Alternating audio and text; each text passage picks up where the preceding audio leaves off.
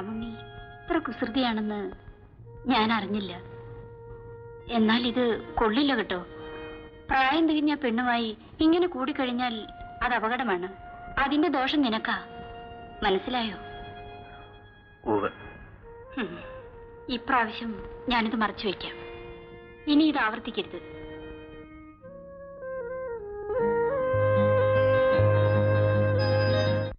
എന്നെ പിടിക്കണ്ട, ഞാൻ നടന്നു പോയിക്കൊള്ളാം. എന്നെ ആരും പിടിക്കണ്ട. വിടാനല്ലേ പറഞ്ഞത്? കണ്ട, ഞാൻ നടന്നു തന്നെ എന്റെ വീട്ടിൽ വിടാൻ. എന്നെ വിടാൻ പതുക്കെ പതുക്കെ അല്ലേ വീണു. ഇവിടെ വീഴും.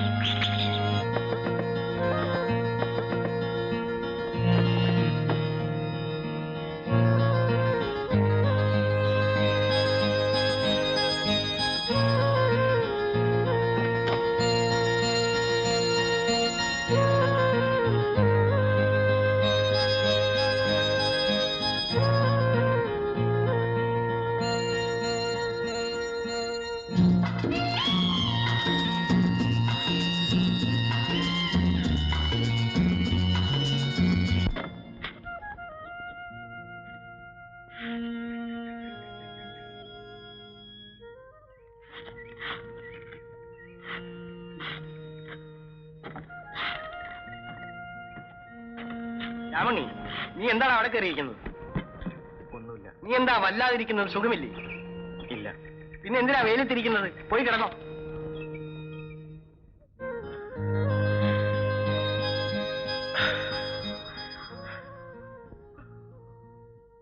വേണ്ട, ഇത് പാപമാണ്. അല്ല രാമണി, പാപമോക്ഷമാണ്. 12 വർഷമായി എന്റെ കല്യാണം കഴിഞ്ഞിട്ട് എന്റെ അമ്മ ഇന്നും വഴിപാട് നേരുന്നു. എന്തിനാണെന്നോ? എനിക്കൊരു കുഞ്ഞുണ്ടായി കാണാൻ. രാമുണ്ണിക്ക് എന്നെ ഇഷ്ടമല്ലേ? എനിക്ക് പേടിയാവുന്നു. പേടിക്കണ്ട, അദ്ദേഹം ഇപ്പൊ വരില്ല. തുറക്കാൻ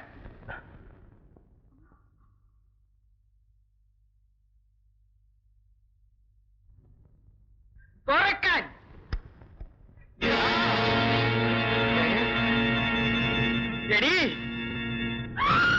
ഇല്ല, ഞാൻ കൊന്നിട്ടില്ല.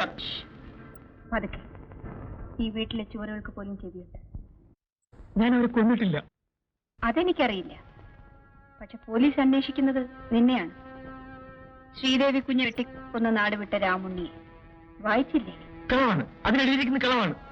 സത്യമായാലും രാമുണ്ണി ഭയപ്പെടണ്ട. ഈ വീട്ടിൽ നീ എന്നും സുരക്ഷിതനായിരിക്കും. ഈ ഉടുപ്പുകൾ മാറാമോ? പുറത്തു പോയാൽ നിനക്ക് രക്ഷപ്പെടാൻ കഴിയില്ല. എന്താണ് ആലോചിക്കുന്നത്?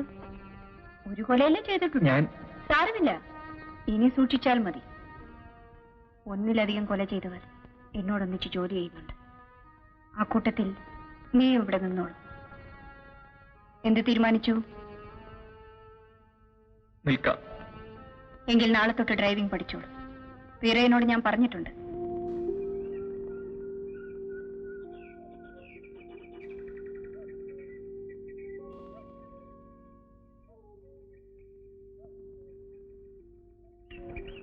നിനക്ക് ഡ്രൈവിംഗ് പഠിക്കണ്ടേ? എന്നാ വാ.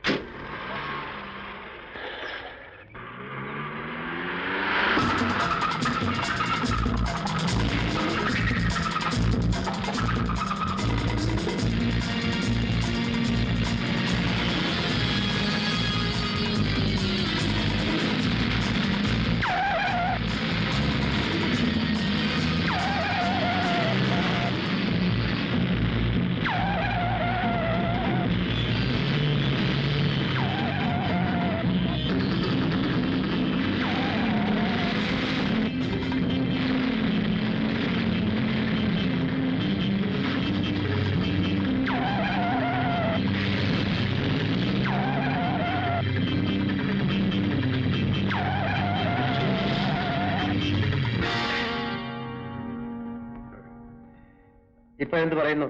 പഠിക്കാമോ? പഠിക്കാം. പിടി. ലെഫ്റ്റ് ഓടി.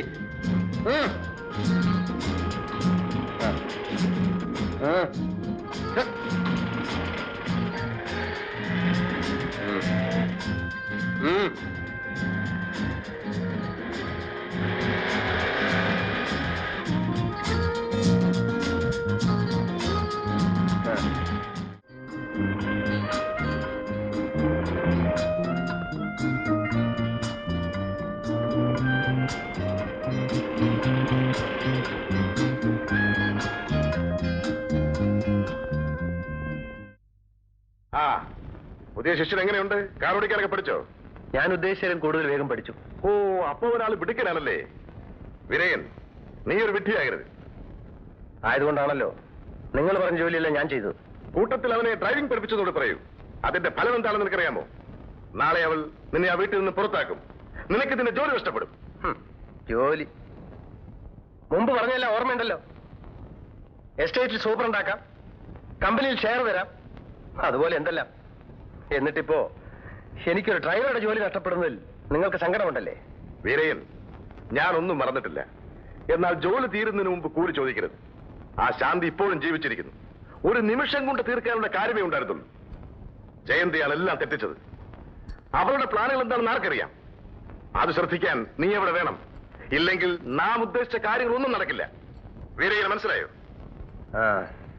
എന്തായാലും നീ ആ ജോലി നഷ്ടപ്പെടുത്തരുത്. പൊയ്ക്കോളൂ.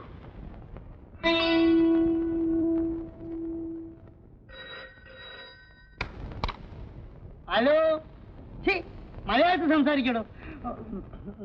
എന്തോ രാജോഹൻ സാറാണോ? സാറേ, ഞാൻ ആരും അറിയാതെ എന്തോ ഇവിടെ ഇല്ല, എസ്റ്റേറ്റ് പോയിരിക്കോ?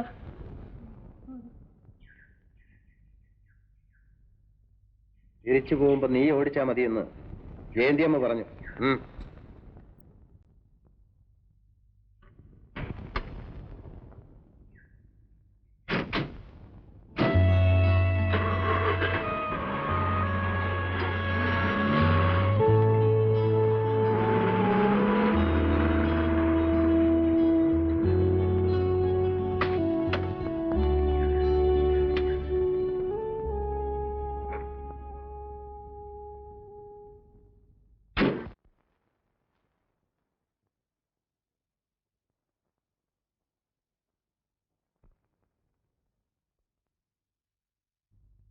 അപ്പോ ഇനി മുതൽ രാവണ്യാണ് ഇവിടുത്തെ ഡ്രൈവർ അല്ലേ?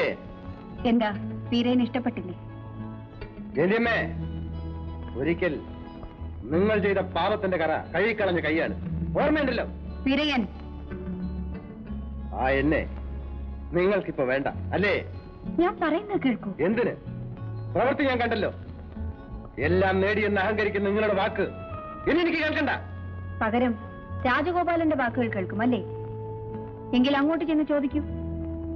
വീരയ്യനെ ഡ്രൈവർ ജോലിയിൽ നിന്ന് മാറ്റി എസ്റ്റേറ്റിൽ ജോലി തരുന്ന കാര്യത്തിൽ ആരാ തടസ്സം നിന്നതെന്ന്? രാമുണ്ണിയെ ഡ്രൈവറായി നിയമിച്ചത് വീരയ്യനെ പിരിച്ചുവിടാനല്ല, ഈ വീട്ടിലെ മുഴുവൻ ചുമതല ഏൽപ്പിക്കാനാണ്. എന്താ, വീരയ്യൻ ഇവിടെ ഉണ്ടാവില്ലേ?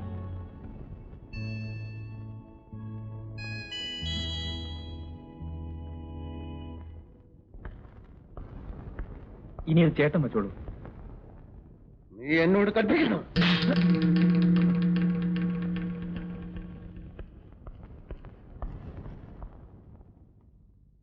വല്ലതും പറ്റിയോ? ഇല്ല. എന്നെങ്കിലും ഒരു ദിവസം ഞാൻ അവനെ കൊല്ലും. പക്ഷെ അതിനുള്ള ആരോഗ്യം ദൈവം തന്നില്ലല്ലോ.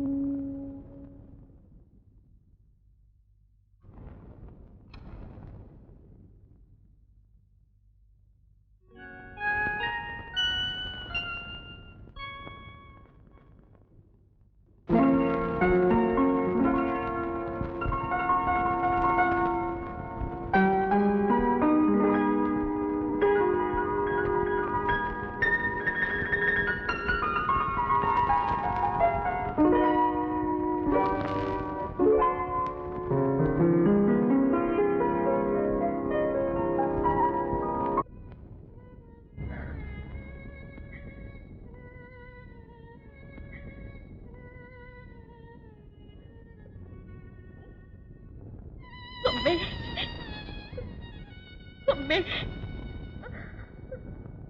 മോളെ, മരിച്ചുപോയ അമ്മയെ വിളിക്കുന്ന നീ ജീവിച്ചിരിക്കുന്ന ഈ അമ്മയെ കാണുന്നില്ലേ? നോ, നിങ്ങൾ എന്റെ അമ്മയല്ല. ശാന്തി, യു ആർ എ ബിച്ച്. എന്റെ അച്ഛനെ മയക്കെടുത്ത് വേശ്യ. പാടി. നീ എന്താ അവിടെ നോക്കി നിൽക്കുന്നത്?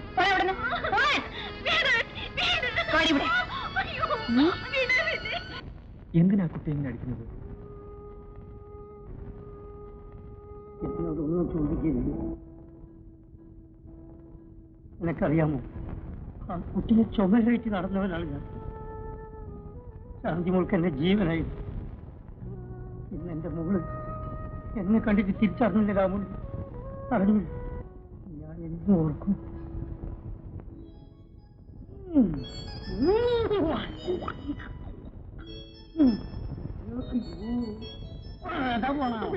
വയ്യ മോളെ, വയ്യ, തീരെ വയ്യ മോളെ. അച്ഛൻ ഇപ്പൊ വരും. വേലപ്പിന് ഒരുപാട് ദൂരം. എനിക്ക് ആനപ്പെടുത്തിരിക്കുന്നു. വേലപ്പിന് ആനയാവും. ഞാനിപ്പോ എന്തായി? ആനയായി, കരടിയായി, പൂലിയായി, ഒട്ടകായി. അച്ഛാ, ഞാൻ പറഞ്ഞിട്ട് ഈ വേലപ്പിന് അനുസരിക്കുന്നില്ല. എടാ, എന്റെ മോള് പറഞ്ഞിട്ട് നീ അനുസരിക്കില്ലേ? ഞാൻ മോള് പറഞ്ഞ എല്ലാം അനുസരിച്ച്. ആനയെ ആനയെ കാണാൻ മോക്കച്ഛൻ ജീവനുള്ള ആനയെ കാണിച്ചു. വേഗം ഒരുങ്ങിക്കും. എങ്ങോട്ടാ? നമുക്കിത് നായാട്ട് പോവാം. വേഗം പുറപ്പെടും. എന്താണ് നോക്കി നിൽക്കുന്നത്? പുറപ്പെട്. ഞാൻ അവിടെ എത്തിക്കോളാം. നീ ഞങ്ങളുടെ കൂടെ തന്നെ വരണം. എനിക്ക് ശരീരത്തിന് എന്തോ ഒരു വല്ലായ്മ. എനിക്കറിയാം നിന്റെ അസുഖം എന്താണെന്ന്. നാണമില്ലടാ. ശാന്തി പോലുള്ള ധൈര്യമുണ്ടോ നിനക്ക്? ധൈര്യം കാണിച്ചില്ല. പിന്നെ കാട്ടു പോകുന്നത് എനിക്കിഷ്ടമാണ്. പിന്നെന്താ മുതലാളി, വെടിയുടെ ശബ്ദം കേൾക്കുമ്പോ എന്തോ ഒരു മാതിരി. ആ എന്താ മുതലാളി, നമുക്കൊരു കാര്യം ചെയ്യും. ഇപ്രാവശ്യം തോക്കെടുക്കണ്ട, മൃഗങ്ങളെ കെണി വെച്ച് പിടിക്കും. ഞാൻ പിടിച്ചോളാം. പുറപ്പെട്ടോ.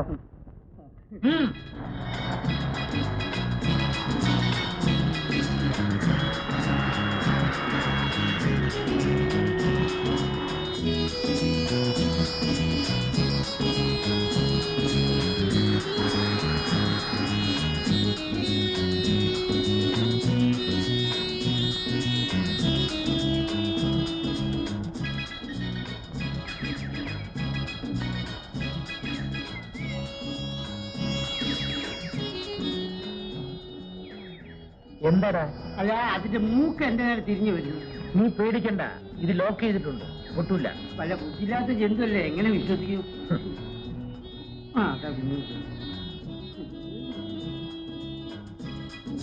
ഇനി ഇവിടെ എവിടെയും കുറച്ച് ഇരുന്ന് ക്ഷീണം മാറ്റിയിട്ട് പോവാം. നീ എന്റെ കൂടെ വാടാ. ഇത് നടന്ന് ശബരിമല എത്തി തോന്നുന്നുണ്ട്. നിന്നെ കൊണ്ടുവന്ന് എന്നെ വലിയ ശല്യം. നമുക്ക് ഇവിടെ നിൽക്കാം. ഇവിടെ നല്ലൊരു കാഴ്ചപ്പാടുണ്ട്. കാല് കാണിക്കുന്നുണ്ട്. മതി, ഇവിടെ നിൽക്കാതെ നല്ലത്. വെള്ളം വെള്ളം വെള്ളം ഇത് പിടിക്കും. എന്നാ അതും കൂടെ കൂട്ടാ. ശരിയാവില്ല. ഇന്നുണ്ടോ പുലി? പുലി കരടിയോ കാറ്റായി നമുക്ക് അവിടെ പോണം. എങ്ങോട്ടാണ്?